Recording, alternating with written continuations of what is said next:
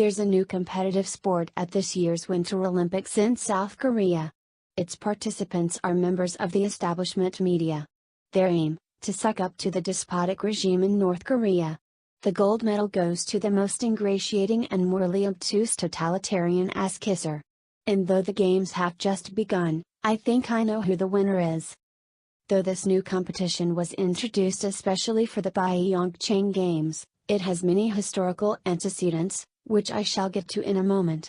And now, the current field of play is the media's fawning coverage of Kim Yo-jong, sister of North Korean dictator Kim Jong-un, who has become the media's belle of the ball.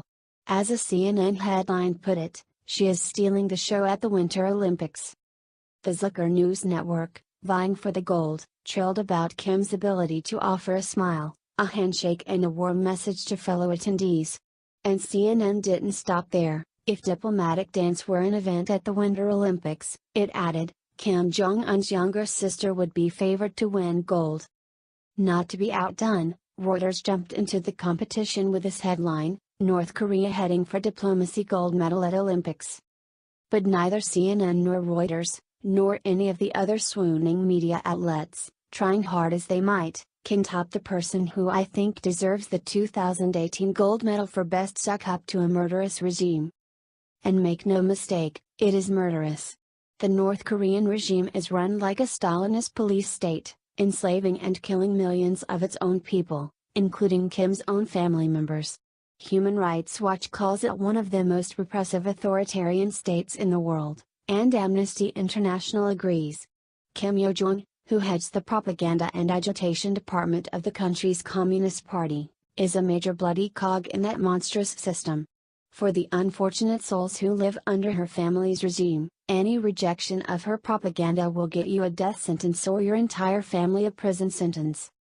On that last point, United Nations Inspector Michael Kirby spoke in 2013 about the unspeakable atrocities committed in North Korea's political prison camps, including survivors who suffered through childhoods of starvation forced to survive on lizards, rodents, and grass due to the regime's practice of guilt by association to punish other generations for a family member's perceived political views or affiliation.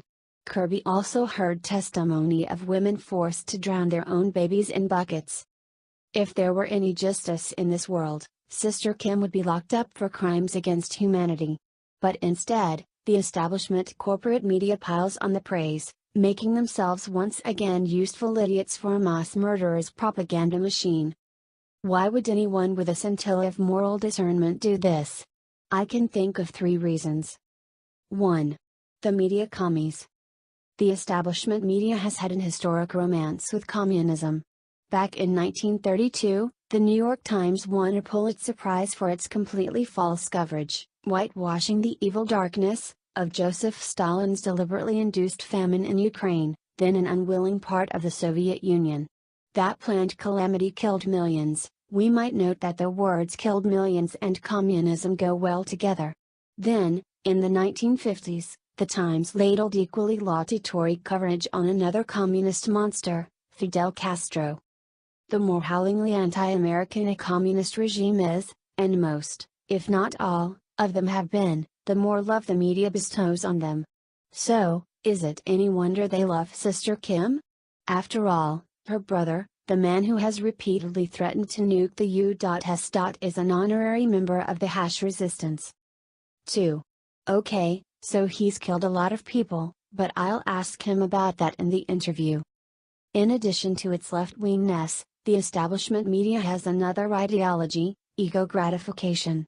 Reporters would love nothing more than to get the get. And the big get rigged now is an interview with Kim Jong-un. They are happy to walk over corpses to get access to him.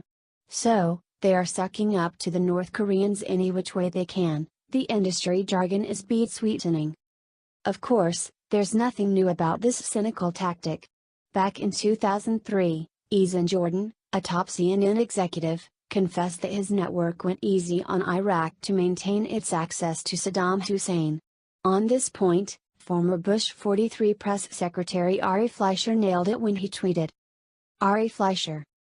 At Ari Fleischer. Reuters/CNN/ABC don't have bureaus in North Korea, but their fawning coverage of NK reminds me of how CNN sucked up to Saddam so they could keep their Baghdad bureau open. Going easy on anti-American dictators is another form of Blame America First journalism. www.newyorktimes.com web link.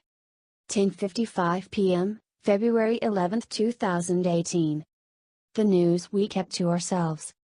Op-ed article by Ezing Jordan, chief news executive of CNN, says now that Saddam Hussein's regime is gone, world can expect to hear many gut-wrenching tales from Iraqis about decades of torment, says NewYorkTimes.com. 2198. 1,145 people are talking about this. Twitter adds info and privacy. 3. Sister Kim might have murdered people, but Mike Pence won't bake gay wedding cakes. For the establishment media, pro-North Korea coverage is also anti-Mike Pence coverage. As the New York Times put it, without a word, only flashing smiles, Kim Jong-un's sister outflanked Vice President Mike Pence in diplomacy. Take that, Pence. Yes, the media finds it pleasing, for PC reasons, to depict Pence as worse than the North Korean dictatrix. Okay, mass murder is bad, but Pence-style social conservatism is worse. You think that that's too strong a statement? That I'm exaggerating the nature of establishment media bias? Let me introduce you to this year's gold medalist for morally bankrupt murderous tyrant bootlicking, Jeet Heer of the New Republic. Heer tweeted on February 10, "Do you realize how massively you have to fuck up so that Kim Jong-un's family looks good by comparison? But Trump and Pence have pulled it off. So there you have it, Pence, and, of course, Trump, are worse than the murderous North Korean regime." Heer's tweet was not only greediness about Pence, but cruel to the millions of victims of North Korean communism, including the 36,000 Americans who died in the Korean War. Caught in his act of idiocy, Heer responded by deleting the tweet and then following up with a 16-part thread of Twitter bluster, in which he accused his critics of being willfully obtuse. In other words, it was their fault for not understanding his genius. Congrats on winning the gold, Mr. Heer. Please be sure to use Little Rocket Man's flag and anthem at the medal ceremony. Thanks for watching, guys. Subscribe our channel for more news videos daily and for what's viral today. Also turn on post notifications and don't miss nothing. A thumbs up really makes me blessed.